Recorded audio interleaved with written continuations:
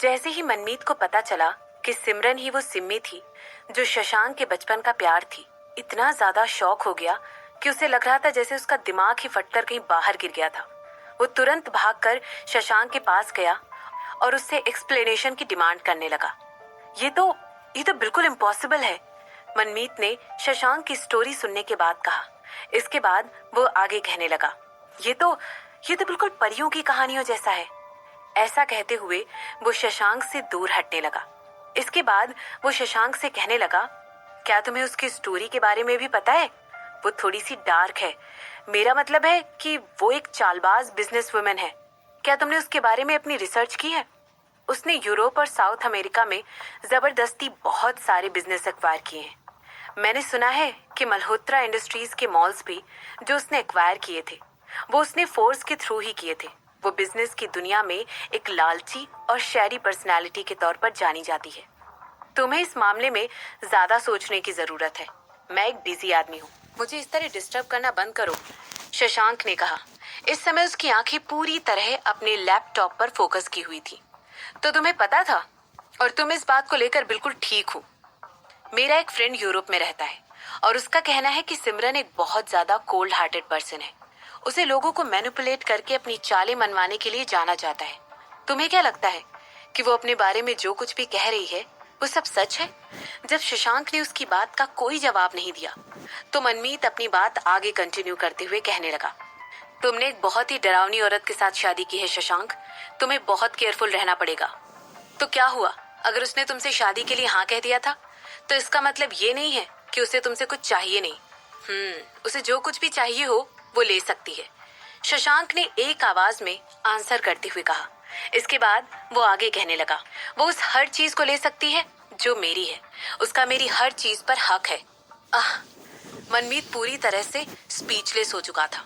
शशांक ऐसा कैसे बन गया था? हालांकि वो उसकी बात भी समझ सकता था। सिमरन उसके लिए पूरी दुनिया थी। इतने सालों तक शशांक सिर्फ गधे की तरह इसलिए मेहनत करता आ रहा था ताकि वो सिमरन से एक दिन शादी कर पाए और वो उससे शादी करने के लिए मना ना कर पाए।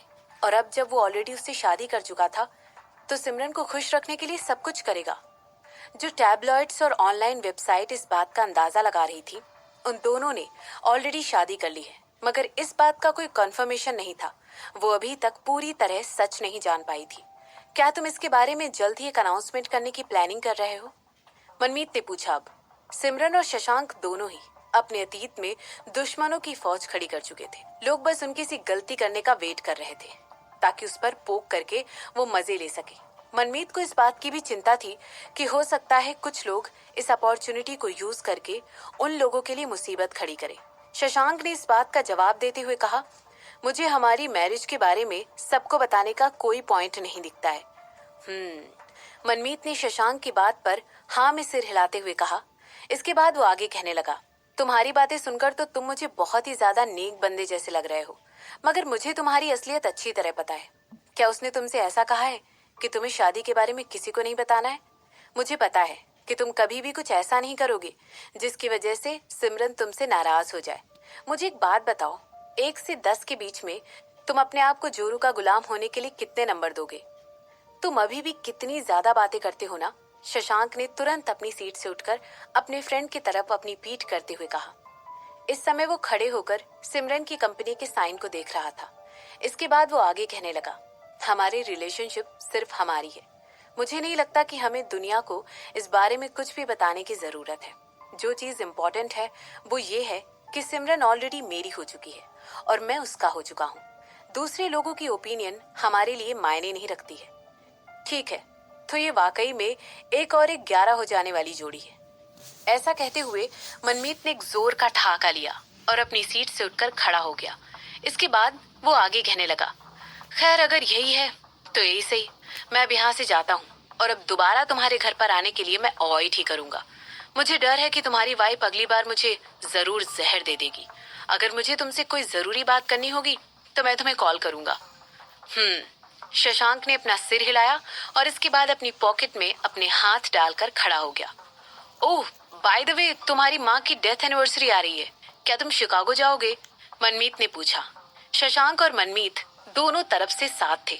जब वो दोनों पैदा हुए थे वो दोनों वाकई में एक दूसरे के साथ उस अनाथ आश्रम में पले बड़े थे और एक दूसरे के साथ ही रहे थे। वो दोनों शिकागो जाकर एक साथ ही काम करने के लिए भी निकले थे। जब शशांक को एक अमीर दंपत्ति ने अडॉप्ट कर लिया था तो मनमीत ही उसका राइट हैंड मैन बन गया था और हमेशा उसके बुलावे का इंतजार करता था। इसी की वजह से जिस कपल ने शशांक को अडॉप्ट किया था वो उनके काफी करीब हो गया था, बल्कि वो अकेला इंसान था जिसने शशांक की माँ के बीमार होने पर उनकी बहुत सेवा की थी। यहाँ तक कि उसने ही शशांक की माँ की मदद करते हुए उन्हें उस पुराने खंडित हुए मंदिर में ले जाकर वहाँ का नजारा भी शशांक के साथ दिखाया था। हाँ, मैं और सिमरन दोनों शिकागो जाकर मेरी माँ से दोबारा मिलेंगे और उन्हें अपनी रिस्पेक्ट देंगे, शशांक ने कहा। लास्ट टाइम जब हम लोग शिकागो गए थे तब वो किसी झगड़े की वजह से सिमरन को अपने घर नहीं ले जा पाया था। हालांकि मनमीत का यहाँ आने का मतलब सिर्फ यही था कि जो भी झगड़े वहां पर थे वो सब ऑलरेडी सुलझाए जा चुके थे। गुड, ये तो बहुत अच्छी बात है, मनमीत ने नीचे झुकते हुए कहा और इसके बाद वो शशांक को ऑफिस छोड़कर चला गया। उसके दोस्त की खुशी ही उसके लिए जीत के बराबर थी। हालांकि वो अभी भी इस बात को लेकर थोड़ी चिंता में था कि ये शादी बहुत ही अजीब सी थी। उसे अच्छी तरह पता था कि शशांक इस समय तो बहुत खुश है और यही बात सोचकर वो भी थोड़ा बहुत सेटिस्फाइड था। हालांकि अगस्त में कभी भी शशांक को चोट पहुंचाने की कोशिश की, उसके दोस्त को जरा सा भी दुख पहुंचाने की कोशिश की तो मनमीत अपनी सारी रिसोर्सेज को इस्तेमाल करके सिमरन तक पहुंचने के लिए जरा सा भी नहीं झिझकेगा। वहीं शशांक अपने बेस्ट फ्रेंड के साथ इतनी बातें करके बहुत ज्यादा खुश था और सिमरन भी जतिन और मिस्टर मोहन से बात कर रही थी। वो लोग अचानक ही उसके ऑफिस आ गए थे। जतिन ने कहा कि उसके पिता ने आज सुबह उठते ही इंसिस्ट किया है कि उन्हें सिमरन से किसी भी हाल में मिलना है। मैंने ऑलरेडी अपना रेजिग्नेशन लेटर सबमिट कर दिया है, मिस्टर मोहन ने कहा। इस समय उनके चेहरे पर बेहद सीरियस एक्सप्रेशन थे और वो अभी भी सिमरन की मुस्कुराते हुए चेहरे की तरफ घूर कर देख रहे थे। इसके बाद वो आगे कहने लगे, अब से तुम रस्तोगी फैमिली को जो कुछ भी करने के लिए कहोगी उसमें तुम्हारा साथ देने के लिए तैयार हूँ। जो कुछ भी तुम हमारे लिए तय करोगी हम वही करेंगे। जब से मिस्टर मोहन उठे थे, जतिन और बूढ़े मिस्टर रस्तोगी ने उन्हें हाल फिलहाल की सिचुएशन के बारे में इन्फॉर्म कर दिया था और बिल्कुल ही अपने पिता की तरह वो भी तुरंत सिमरन की शर्तों को मानने के लिए तैयार हो गए थे। हालांकि ओल्ड मिस्टर रस्तोगी के बिल्कुल उलट मिस्टर मोहन को ये बात बिल्कुल ठीक लग रही थी कि वो वाकई में सिमरन के बहुत ज्यादा आभारी थे। इसीलिए उन्होंने डिसाइड किया कि वो जो कुछ भी रस्तोगी परिवार को करने के लिए कहेगी वो उसमें उसका पूरी तरह से साथ देने वाले थे।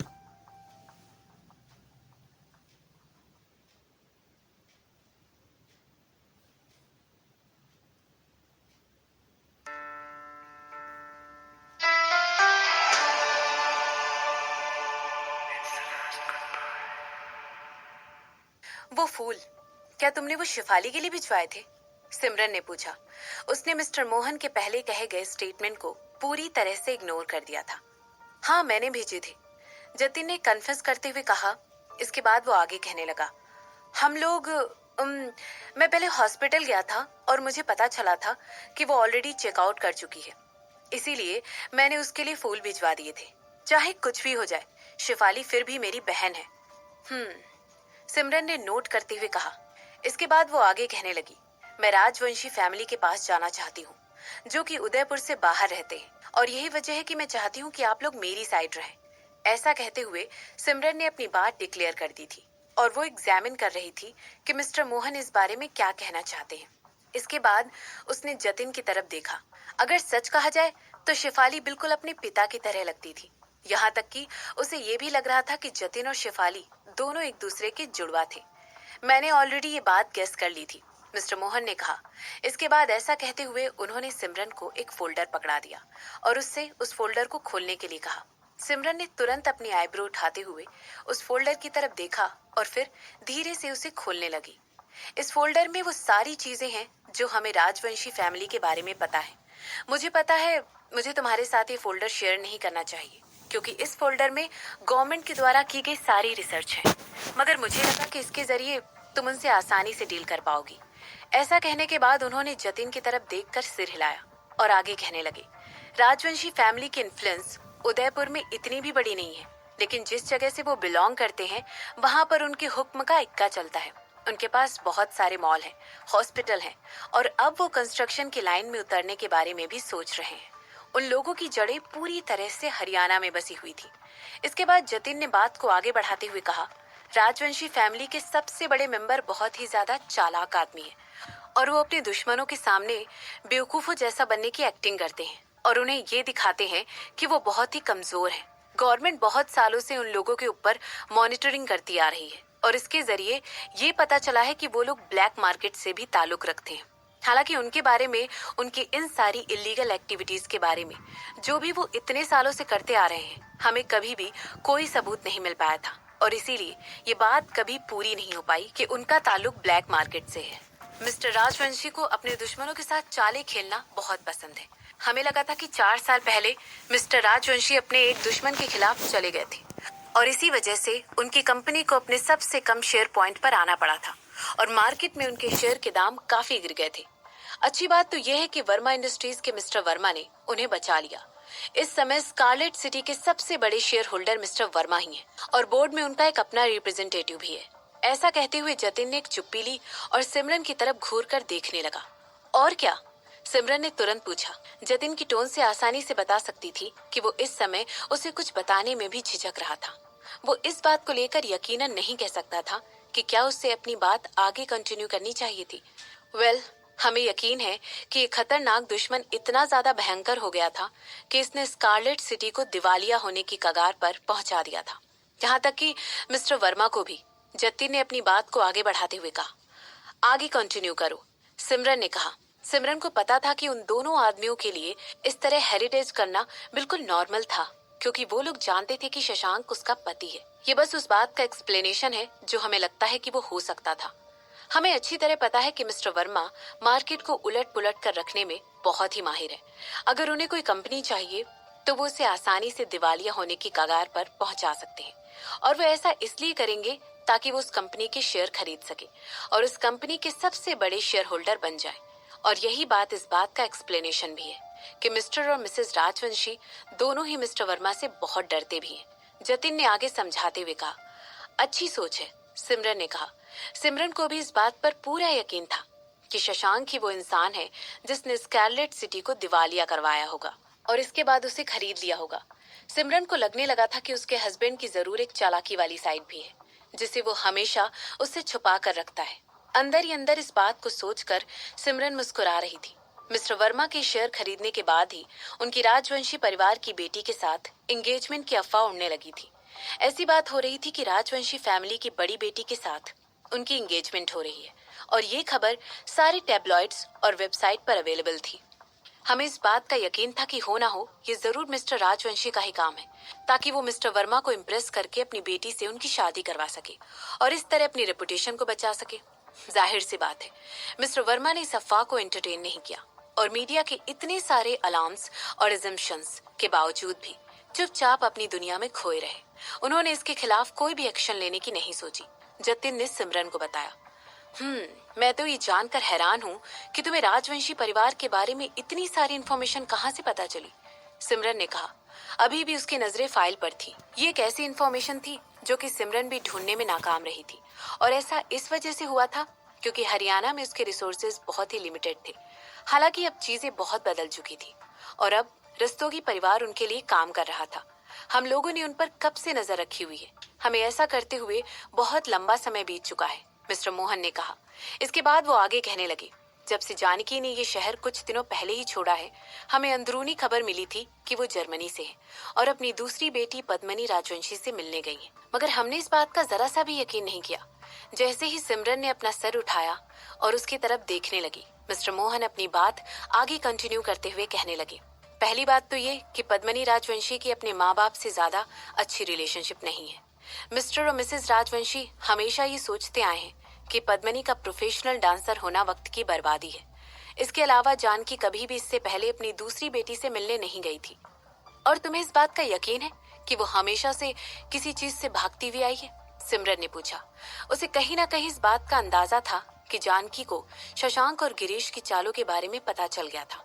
उसे पता चल गया था कि वो दोनों ही उस डॉक्टर के बारे में पूछताछ कर रहे थे जो कि 7 साल पहले सिमरन का इंचार्ज था। ये वजह अपने आप में काफी थी, अपनी जान की परवाह करते हुए इस जगह को छोड़कर भाग जाने के लिए। किसी चीज से नहीं, जरूर वो किसी इंसान से भाग रही है, मिस्टर मोहन ने कहा। इसके बाद वो आगे कहने लगे, मगर हमें ये बात नहीं पता है कि आखिर वो इंसान कौन है। मिस्टर राजवंशी भी एक बहुत ही चुपचाप रहने वाले आदमी है। जानकी ने बस अपनी साथ में काम करने वाली सहेली को इस बारे में बताया था कि वो जर्मनी जाकर अपनी बेटी से मिलने वाली है। उसने इस बारे में ना तो किसी और से कोई जिक्र किया और ना ही उससे कोई और बात कही। अच्छा, सिमरन ने सिर हिलाते हुए कहा। इसके बाद वो आगे कहने लगी, मैं तुम लोगों की बहुत शुक्रगुजार हूँ कि तुम लोगों ने मुझे ये सारी इन्फॉर्मेशन दी है। ये इन्फॉर्मेशन मेरे बहुत काम की है। इसके बाद उसने फोल्डर बंद किया और अपने सामने खड़े हुए बाप बेटी की जोड़ी की तरफ देखने लगी। अब उसे ये बात समझ में आ रही थी कि लोग इस फैमिली की इतनी ज्यादा तारीफ क्यों करते थे। वाकई में इनके काम करने का तरीका बिल्कुल लाजवाब था। वो दोनों ही अपनी जॉब को बहुत ज्यादा सीरियस ले लेते थे। ऑफ कोर्स इस बात का ये मतलब नहीं था कि सिमरन ऑलरेडी उन दोनों पर ट्रस्ट करने लगी थी। वो अभी भी अपने तरीके से उन लोगों को कही गई सारी बातों को वेरीफाई करने वाली थी और उस इन्फॉर्मेशन को दोबारा से जांचने वाली थी जो उन दोनों ने सिमरन को इस समय दी थी। मुझे खुशी हुई कि तुम लोगों ने मेरी ये जानने के बावजूद भी मदद की कि इन सब के बाद भी मिसेस रायचंद और महिमा दोनों ही जेल में सड़ने वाले हैं और वो दोनों वहां पर मेरी वजह से हैं। सिमरन ने अपनी बात को आगे बढ़ाते हुए कहा। इसके रिस्पांस में दोनों बाप बेटे ने सिमरन की तरफ घूर कर देखा और अपने चेहरों पर एक सीरियस एक्सप्रेशन के साथ सर हिला दिया। उन लोगों को दो शैतानों के बीच में से किसी एक को चूज करना था। जाहिर सी बात है वो किसी ऐसे इंसान को चूज करते जो कि उनकी फैमिली को कम नुकसान पहुंचाता। शिफाली ने तुम लोगों से इंतजार करने के लिए मना कर दिया है और मैं भी उसे ऐसा कुछ करने पर मजबूर नहीं करूंगी जो कि उसे पसंद नहीं है। अगर तुम लोगों को उसकी जिंदगी का हिस्सा बनना है तो तुम्हें इसके लिए बहुत मेहनत करनी पड़ेगी। ऐसा कहते हुए सिमरन ने उन दोनों को वहां से जाने के लिए कहा क्योंकि उसकी एक और मीटिंग पहले से शेड्यूल करके रखी गई थी। आप क्योंकि रस्तोगी परिवार पूरी तरह उसके अंगूठे के नीचे था, इसीलिए उसके लिए हरियाणा में अपना खुद का बेस बनाना बहुत ही आसान होने वाला था। अब बारी थी राजवंशी फैमिली की।